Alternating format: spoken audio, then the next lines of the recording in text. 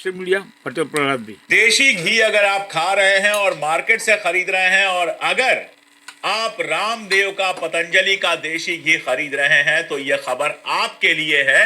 यह खबर हर चैनल पर होनी चाहिए थी, हर अखबार में होना चाहिए था, लेकिन आप जानते हैं कि टीवी चैनल जिनको पतंजलि से विज्ञापन मिलता है वो तो इस खबर को दबा ही ले जाएंगे। तो मैं आपको बता दूं कि अगर आप पतंजलि का घी खा रहे हैं तो आप बेसिकली जहर खा रहे हैं। उनका जो गाय का घी कहकर वो बेचते हैं, अगर उसको आप खा रहे हैं तो आप बेसिकली जहर खा रहे हैं। हमारे देश में कहा जाता है घी दूध खाओ तो हेल्थ बनेगी। हम लोग बचपन से देशी घी और दूध खाते रहे हैं, पीते रहे हैं, और माँ बाप बड़े शौक से खिलाते हैं कि बच्चों को ताकत मिलेगी, दिमाग तेज होगा। लेकिन अब ये बाबा जो बेसिकली लाला है, धंधा कर रहा है, जो बिजनेसमैन है, वो आपकी रगों में नकली देशी घी का जहर भर रहा है। इसका घी खाने के बाद आप बीमार भी पड़ सकते हैं। और ये बात मैं नहीं कह रहा, मेरे पास कोई लैब नहीं है कि मैं चेक करूं। उसके सैंपल गए चेक होने के लिए, और सरकारी विभाग है खाद्य संरक्षा और औषधि प्रशासन का, जो सरकारी विभाग है पिथौरागढ़ का, वहां के असिस्टेंट कमिश्नर आर.के. शर्मा ने कहा कि ये सारे सैंपल फेल हो रहे हैं। ये एक भी सैंपल सही नहीं है, ये घी के नाम पर जहर है और ये खाने लायक नहीं है। अगर किसी ने खाया तो बीमार पड़ सकता है, उसको अलग अलग तरह की बीमारी हो सकती है। यानी उत्तराखंड सरकार का डिपार्टमेंट कह रहा है, वो उत्तराखंड जहां भारतीय जनता पार्टी की सरकार है, जिसके रामदेव बहुत करीब है, वो कह रहा है कि रामदेव का घी अगर खाया तो बीमार पड़ सकते हो। इसलिए इस बात को कागज कलम लेकर नोट कर लीजिए, अपने ट्विटर हैंडल, फेसबुक, हर जगह इस वीडियो को पहुंचाइए और लोगों को बताइए कि रामदेव का घी खाना आपको बीमार कर सकता है। रामदेव घी के नाम पर फ्रॉड कर रहा है। रामदेव नकली घी बेच रहा है जिसको खाकर आपके बच्चे बीमार पड़ सकते हैं। रामदेव ने अपना पूरा धंधा जमाया सरकारों के साथ सेटिंग करके। बात करता था योग की और उसके बाद मैगी तक बनाने लगा, शरबत तक बनाने लगा। और लोगों का यह कहना है कि रामदेव के पास गाय की या भैंस की कोई डेयरी नहीं है, कहीं वो गोपालन या भैंसों का पालन नहीं करता है। कोई उसने ऐसा फार्म नहीं बनाया है जहां गाय और भैंस रहते हो। तो अगर गाय भैंस उसके पास है नहीं तो दूध कहां से आता है और घी कहां से बनता है? बहुत साफ है कि कहीं और से घी लिया जाता है, अपनी पैकिंग की जाती है और आपको धर्म के नाम पर ठेल दिया जाता है, खिलाया जाता है। हमारे एक दोस्त थे, अब नहीं है दुनिया में, काफी पहले की बात है। उनकी माताजी अचानक इनकी भक्त बन गई और पतंजलि का स्टोर वगैरह सब खोलना शुरू किया। जब मैंने बात किया तो पता यह चला कि उनको इन प्रोडक्ट्स के बारे में कुछ नहीं पता है। उनको सिर्फ यह पता है कि रामदेव हैं और रामदेव हिंदू धर्म के बड़े संरक्षक हैं। तो जो कर रहे होंगे वो ठीक ही कर रहे होंगे, मोदी जी जो कर रहे होंगे वो ठीक कर रहे होंगे, श्री श्री पता नहीं क्या नाम है उनका, वो कुछ कर रहे होंगे, श्री वो भी ठीक वणिशंकर कर रहे होंगे। और रामदेव अगर लाला रामदेव बन के सामान बेचने लगे तो आप मान लेते हैं कि चूंकि अपने आप को ये संत कहते हैं, साधु कहते हैं, इसलिए ये ठीक ही कर रहे होंगे। लेकिन याद रखिए ये लोग साधु संत नहीं है, ये लोग धंधेबाज हैं, ये लोग पार्टी के एजेंट हैं। मैं आपको एक बयान दिखाता हूं धीरेन्द्र शास्त्री का, फिर लौटेंगे रामदेव पर। कल ये बयान मैंने देखा, मुझे बहुत जोर से गुस्सा आया। कहना है हिंदू 4 बच्चे क्यों नहीं पैदा करते हैं? तुम नहीं हिंदू हो, जवान लड़के हो, शादी करो, 4 बच्चे पैदा करो, 4 नहीं 40 पैदा करो। कौन रोक रहा है तुमको? तुम और तुम्हारी पत्नी मिलके 40 बच्चे पैदा करें, फिर देखो पत्नी की क्या हालत होती है और तुम्हारी क्या हालत होती है। मेरे सैकड़ों मुस्लिम दोस्त हैं, हजारों हिंदू दोस्त हैं, जो पढ़े लिखे हैं, जिनका घर ठीक ठाक है, जिनको संस्कार मिले हैं। किसी के 2-3 से ज्यादा बच्चे नहीं है, ज्यादातर के 1-2 या हद से हद 3 बच्चे हो गए, इससे ज्यादा किसी के बच्चे नहीं। लेकिन ये बाबा जो बेसिकली बाबा नहीं है, जो भारतीय जनता पार्टी के एजेंट हैं, जो भारतीय जनता पार्टी के रहमो करम पे पल रहे हैं, ये लगातार ये इमेज बनाने की कोशिश करते हैं कि मुसलमान तो बहुत बच्चे पैदा कर रहे हैं, हिंदू बच्चा पैदा करें। गांव में जाके देखो, आप गरीबों में जाके देखो, हिंदुओं के भी आपको बहुत बच्चे मिलेंगे। अपनी 4 पीढ़ी, 3 पीढ़ी, 2 पीढ़ी पीछे जाके देखो, आपके 2 बच्चे होंगे, आपके पिताजी के 3 बच्चे होंगे या 2 बच्चे होंगे, और उससे पीछे जाओगे तो हो सकता है आपके दादाजी के 8 बच्चे हुए हों, 10 बच्चे हुए। जैसे जैसे समाज विकसित करता है ये चीजें कंट्रोल होती हैं, लेकिन इनको धर्म का सहारा लेकर अपना धंधा बढ़ाना है। खुद शादी भी नहीं करनी है, खुद बच्चे भी पैदा नहीं करना है। कभी सोचिए जो महिला 5 बच्चे 8 बच्चे पैदा करेगी उसके शरीर की हालत क्या होगी, और वो जिंदगी में बच्चे पैदा करने के अलावा और क्या कर पाएगी। एक बच्चे में एक महिला का जिंदगी का 4-5 साल बर्बाद हो जाता है, वो कुछ और नहीं कर पाती है बच्चे का ध्यान देने की जगह। खैर, लौटते हैं रामदेव पर। तो रामदेव, बिजनेसमैन रामदेव, धंधेबाज रामदेव का घी सैंपल फेल हुआ है, उसका घी जहरीला पाया गया है, और ये कोई पहली बार नहीं है। अगर इस जांच की आप बात करें तो असिस्टेंट कमिश्नर आर के शर्मा बताते हैं कि इनकी टीम जो है वो दिलीप जैन के नेतृत्व में गई थी, जो टीम के ऑफिसर हैं, और रूटीन चेकिंग के दौरान 20 अक्टूबर 2020 को पिथौरागढ़ के कासनी नाम की जगह पर करण जनरल स्टोर है, वहां से इन्होंने पतंजलि गाय के घी, पतंजलि का जो गाय का घी है उसका नमूना सैंपल लिया। इस सैंपल को राज्य सरकार की जो प्रयोगशाला है, जो लैबोरेटरी है रुद्रपुर की, वहां भेजा गया। 2021 में इसकी जानकारी दी गई। 20 से मामला चल रहा है ये, इस बीच में पता नहीं कितने लोग जहर खा के बीमार पड़ चुके होंगे। 21 में इसकी जानकारी दी गई, लेकिन कंपनी की तरफ से कोई जवाब नहीं आया, क्योंकि रामदेव इस अहंकार में रहता है कि मेरी तो मोदी जी से बड़ी अच्छी दोस्ती है, मेरा कोई क्या बिगाड़ सकता है। 15 अक्टूबर को कंपनी ने जवाब दिया और कहा कि इसकी दोबारा जांच की जाए। इसके लिए पतंजलि ने 5,000 रुपए की फीस दी। उसके बाद अधिकारियों की एक टीम 16 अक्टूबर 2021 को नमूनों की जांच करने के लिए गाजियाबाद की लेबोरेटरी में पहुंची।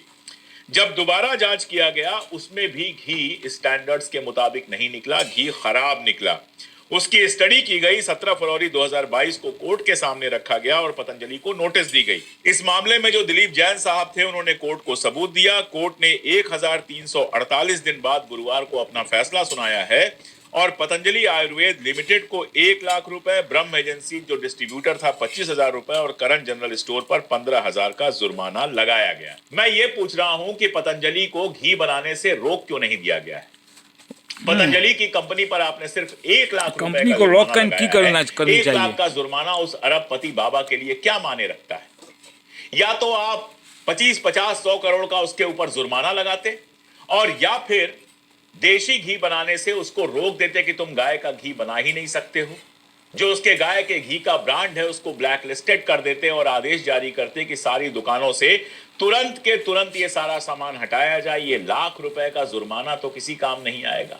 इस जुर्माने के बावजूद पतंजलि अपना घी बेचता रहेगा, और वैसा ही सड़ा हुआ घी बेचता रहेगा, और लोग धर्म के नाम पर घी खाकर बीमार पड़ते रहेंगे। और ये कोई पहला मामला तो है नहीं, पहले भी पतंजलि के यहां तमाम गड़बड़ियां पाई गई हैं। 2017 की बात बताऊं, This is why I stopped shopping on Amazon, and you should too. Don't spend another dime on Amazon until you watch this first. Watch this. 40% जो प्रोडक्ट थे वो फेल हो गए थे। दिव्या आंवला रस बनाता है, उसमें पीएच कम था। शिवलिंगी बीज, Patanjali Jain company, poison company, ये सब फेल हो गए थे। बंगाल लैब में उसका आंवला जूस फेल हो गया था, और सेना की कैंटीन में ये सब बेचने पर रोक लगा दी गई थी। 2020 में सीएससी की रिपोर्ट आती है, जिसमें वो क्या बताते हैं कि शहद के नाम पर ये चीनी का सिरप बेच रहा है। यानी जिसको आप नेचुरल शहद समझकर खरीद रहे हैं, उसमें चीनी गाढ़ी करके चीनी का गाढ़ा घोल यानी सिरप डाल रहा है वो। और पतंजलि सहित 13 और ब्रांड्स की जांच शुरू हुई थी।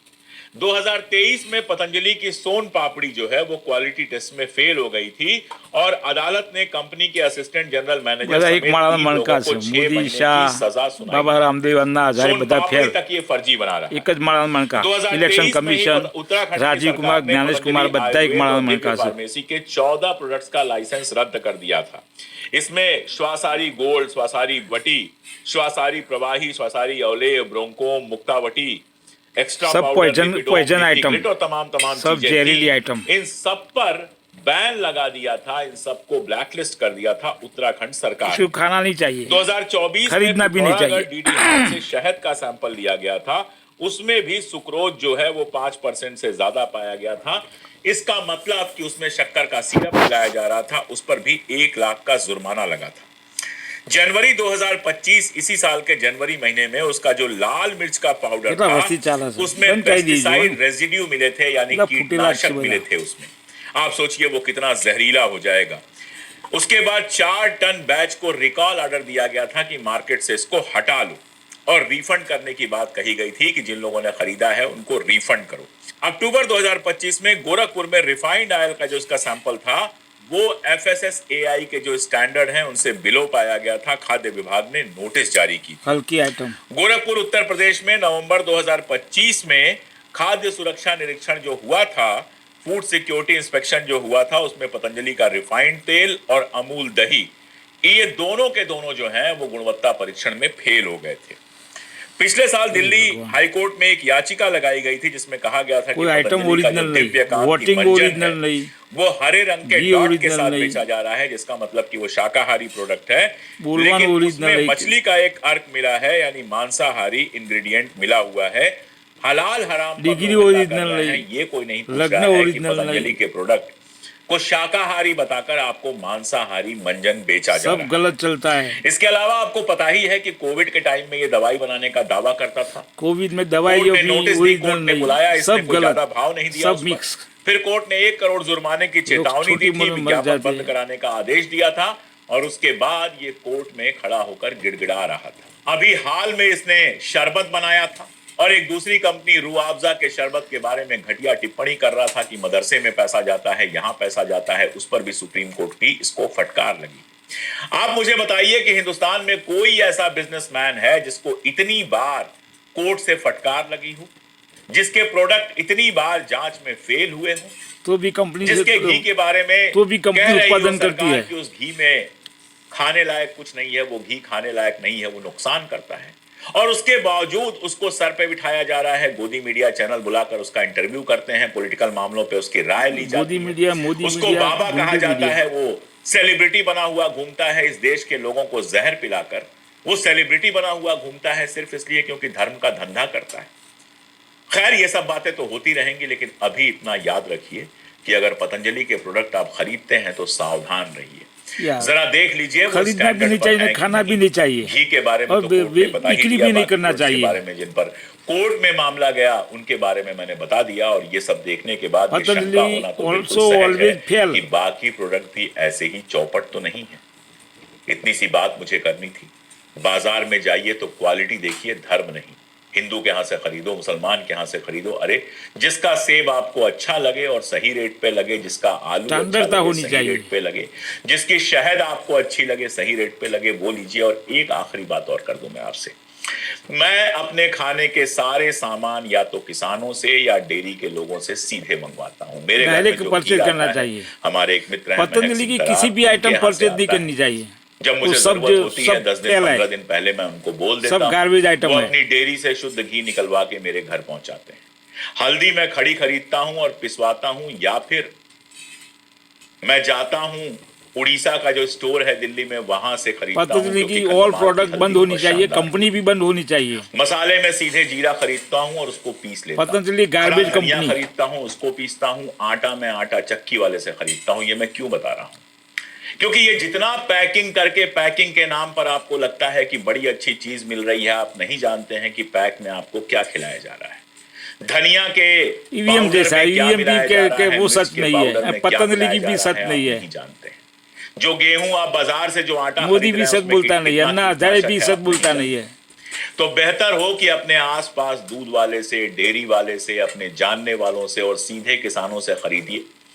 पैसा उनके पॉकेट में जाए, ये सस्ता सामान किसानों से खरीदते हैं, पैकेजिंग करके आपको जागना चाहिए, गलत नहीं चलना चाहिए। किसान को कुछ नहीं मिलता है और ऐसे बिजनेसमैन लाल होते हैं। इतनी महंगाई हो गई, रुपया खलास हो गया, जीडीपी खलास हो गया। डेयरी से खरीदिए, अपना भी ध्यान रखिए, किसानों का भी ध्यान रखिए, और अपने परिवार के स्वास्थ्य का ध्यान रखिए। धर्म और पैकेजिंग और इस तरह के नॉनसेंस में मत पड़िए। ये सिर्फ और सिर्फ आपकी जेब खाली कराने और आपको बीमार, बहुत बीमार कर देने की साजिश नजर आती है। आज के लिए इतना ही, बहुत शुक्रिया।